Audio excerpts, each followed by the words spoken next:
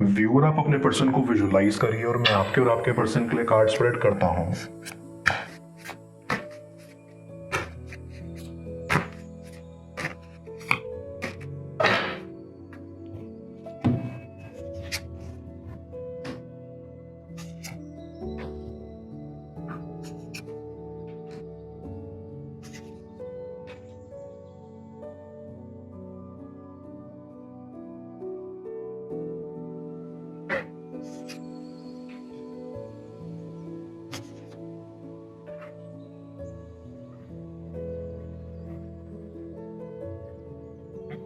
I can get a very strong feeling कि आप ना एक जगह पे स्टक हैं। हम सबकी जिंदगी में अच्छी बुरी दोनों टाइप की रिलेशनशिप्स आती रहती हैं और हमें कुछ ना कुछ लेसन्स दे जाती हैं, पर कुछ चीज़ें ऐसी भी होती हैं जहां आपको कोई क्लोजर ही नहीं मिलता। जो ये चीज़ें होती हैं वो हमें अंदर से कुर कुर के खाती हैं और हम ये डिसाइड नहीं कर पाते कि हमें लाइफ में आगे चाहिए तो क्या हम मूव ऑन कर जाएं या सही समय के लिए वेट करें कि वो पर्सन लौट कर वापस आएगा और सब कुछ ठीक हो जाएगा। आई सी आप भी एक ऐसे ही फेज से गुजर रहे हो, इसलिए ये आपके लिए और भी ज़्यादा हार्ड है। मैं ये चीज़ अच्छे से समझ सकता हूँ कि आपका दिल बहुत साफ है, आपके मन में कोई बुराई नहीं है और आपका प्यार सच्चा है। चाहे कोई कुछ भी क्यों ना बोले, आपका प्यार काफ़ी सच्चा और मजबूत था और यही वजह है कि आप आज तक सेकंड थॉट्स लाते हो मूव ऑन करने से पहले। शायद यही चीज़ आपकी लाइफ के ग्रोथ को रोक रही है। आपको एक डर भी है कि अगर आप मूव ऑन कर जाओगे और दोबारा किसी और से प्यार करोगे तो शायद आपको दोबारा चोट लगेगी और वो चीज़ आपके दिल को इतने हिस्सों में तोड़ देगा कि शायद उसको आप कभी समेट ही ना पाओ। ये भी वजह है कि आप स्टक फील कर रहे हो, क्योंकि प्यार के अलावा आपको डर भी लगता है। आई फील आपका पर्सन आपको कभी वो प्यार, वो केयर एंड कंपैशन नहीं दिखा सका जिसके आप हकदार हो और जो आपने उन्हें दिखाया है। आपका प्यार तो काफी सच्चा था और मैं ये नहीं बोल रहा हूँ कि उनका प्यार सच्चा नहीं था, पर बात बस ये है कि जितना आप डिजर्व करते हो ना उतना वो आपको नहीं दे पाए। बट आई सी कि आप एक काफी स्ट्रांग इंसान हो जो हर चीज के पीछे का रीजन समझने की कोशिश करता है।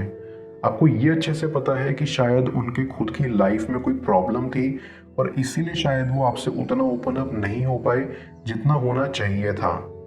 आप इस रिलेशनशिप में काफी स्ट्रांग रहे हो, जिन्होंने बस अपने आप को ही नहीं संभाला बल्कि अपने पार्टनर को भी बहुत मोटिवेशन दिया है ताकि वो भी अपनी लाइफ में आगे बढ़ पाए और अच्छा कर पाए। मैं ये दावे के साथ कह सकता हूँ कि आप बहुत अंडरस्टैंडिंग हो। जिस लेवल पे आपने उनके ऊपर ट्रस्ट दिखाया है उसकी सच में दाद देनी पड़ेगी, इवन दो वो खुद श्योर नहीं थे। आपका पर्सन एक ऐसा इंसान है जो काफ़ी इन्फ्लुएंस हो जाता है, उनकी लाइफ में जो भी अच्छी चीज़ें होती हैं उसको ओवर थिंक कर करके वो उसे खराब कर देते हैं। उनका पास्ट शायद वैसा ही था जहां उन्होंने बस फेक लोगों को देखा और जहां वो खुद बहुत जज हुए। बस यही रीज़न है कि आज तक वो किसी से भी ज़्यादा ओपन अप नहीं कर पाते और उनकी लाइफ में जो भी पॉजिटिव होता है वो उसके नेगेटिव एस्पेक्ट को गड्ढा खोद के निकालते हैं और चीज़ों को टॉक्सिक बना लेते हैं।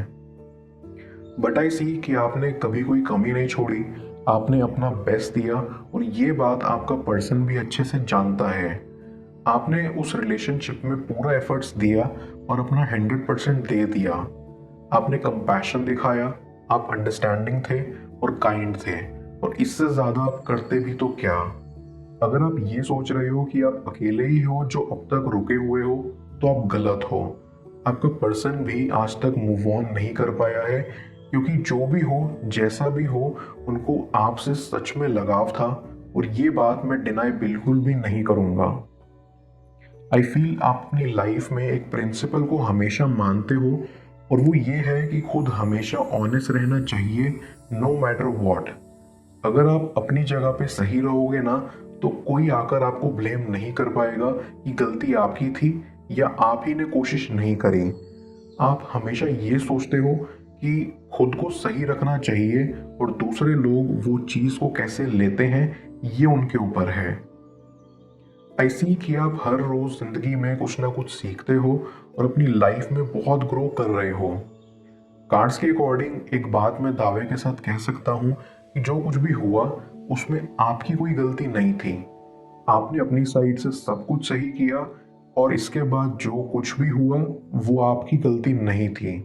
ये सब इसलिए हुआ क्योंकि आपका पर्सन अपने पास्ट से मूव ऑन नहीं कर पाया, जिस बात का अफसोस उन्हें आज तक है और शायद हमेशा होगा। इन सब के चलते उन्होंने आपको एक प्रॉपर क्लोजर नहीं दिया और यही चीज उनकी सबसे बुरी है। मैं कार्ड्स को क्लैरिफाई करता हूँ, तब तक आप प्रॉपर एनर्जी एक्सचेंज के लिए इस रीडिंग को लाइक कर दें और पर्सनल रीडिंग के लिए आप मुझे ऊपर दिख रहे व्हाट्सएप नंबर पर अप्रोच कर सकते हैं।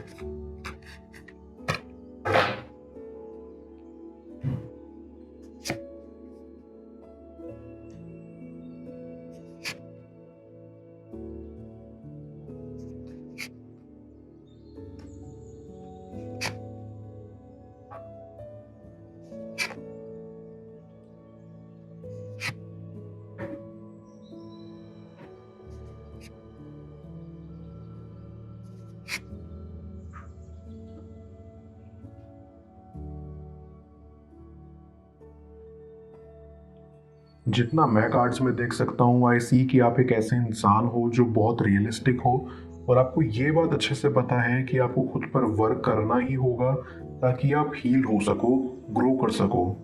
आप रियलिस्टिक एंड मैच्योर हो और यही चीज़ आपको ज़िंदगी में आगे बढ़ने के लिए भी पुश करेगी। आई सी आप अपना समय ले रहे हो ताकि आप अच्छे से इस हर्ट से मूव ऑन कर सको एंड हील हो सको। आई फील लाइक इस वक्त आपको ज़रूरत है खुद को प्रायोरिटाइज करने की एंड खुद के ऊपर ज़्यादा ध्यान देने की। आई ऑल्सो फील कि आप सोच रहे होंगे कि इस सब के बावजूद भी आप स्टिल आखिर मूव ऑन क्यों नहीं कर पा रहे हो। रीज़न ये है कि आप और आपका पर्सन दोनों सोलमेट्स हैं। शायद ये बात आपको थोड़ा हैरान कर दे पर यही सच है। आप दोनों एक दूसरे के लिए परफेक्ट हैं एंड एक दूसरे के सोलमेट्स हो। जो एनर्जी आप दोनों में बिल्डअप हुई है उसको ब्रेक करना बहुत हार्ड है और यही रीज़न है कि आप आज भी मूव ऑन नहीं कर पा रहे हो। आपका पर्सन भी इसी रीज़न से स्टक है और मूव ऑन नहीं कर पा रहे हैं। आई कैन सेंस कि आप दोनों का कनेक्शन बहुत डीप था और आप दोनों के बीच एक एनर्जी बिल्डअप होती है जब आप दोनों साथ होते हो और एक दूसरे के करीब आते हो। बट आई सी कि यहाँ स्टिल एक ऐसी सिचुएशन बिल्डअप हो चुकी है जहाँ आपको ये तो पता है कि वो इंसान आपका सोलमेट है, पर सवाल फिर भी यही रह जाता है कि क्या वो इंसान आपके लिए सही है, क्या वो आपके प्यार के काबिल है। मैं ये स्ट्रांगली फील कर पा रहा हूँ कि आपके रिलेशनशिप में ना आपके पर्सन ने खुद को सैबोटेज कर दिया था और आपको उनसे दूर कर दिया था। उनको ये करने की भी कोई ज़रूरत नहीं थी बट उन्होंने फिर भी किया बिकॉज जैसा कि मैंने पहले ही बताया आपका पर्सन एक अच्छे स्टेट में नहीं है। इस कनेक्शन में बहुत ज़्यादा पोटेंशियल है पर आपके पर्सन का नेचर ही वैसा है जो बार बार खुद को डाउट करे और इस चीज़ के चलते खुद को ही सेल्फ सैबोटेज कर दे। ये कभी भी सही नहीं है बिकॉज ऐसा होना नहीं चाहिए। ये उनके खुद के मेंटल हेल्थ के लिए बहुत टॉक्सिक है और ये चीज़ टाइम में रहते फिक्स ना की गई तो वो बहुत बुरा रूप भी ले सकती है। मैं ये फील कर सकता हूँ कि इस कनेक्शन में जितना भी पोटेंशियल हो आप बहुत बेटर डिजर्व करते हो और ये बेटर आपका पर्सन आपको दे सकता है, पर उसके लिए आपको बहुत वेट करना होगा क्योंकि आपका पर्सन का नेचर एक दिन में नहीं बना है तो वो एक दिन में बदलेगा भी नहीं। आपको वेट करना होगा कि वो बदल जाए और आपको एम्ब्रेस करें और अपनी गलतियां सुधारें।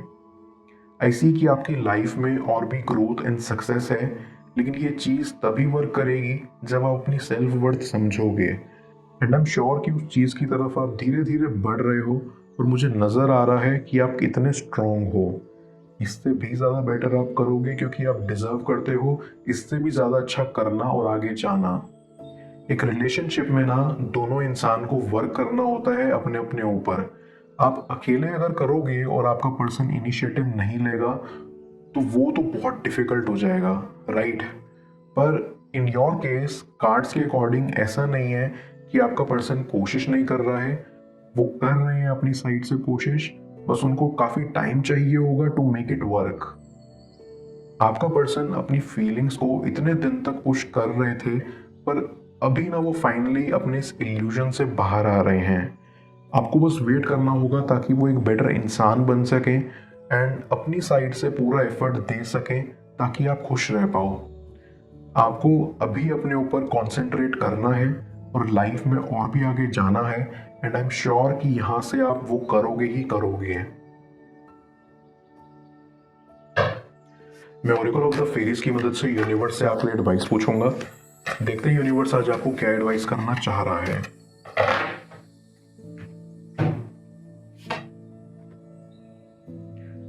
Shine from with in.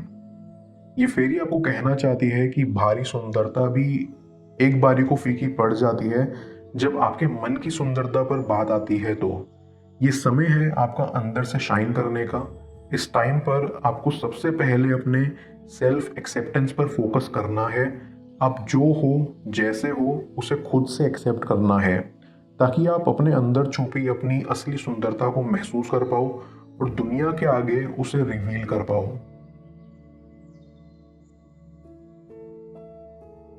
उनके दिल में किसका नाम है जान लो स्क्रीन पर शो हो रही इस अगली टैरो रीडिंग में। पेड पर्सनल रीडिंग के लिए आप मुझे ऊपर दिख रहे व्हाट्सएप नंबर पर अप्रोच कर सकते हैं। मैं मिलता हूं आपसे दोबारा अगली टैरो रीडिंग में। Till then, bless you.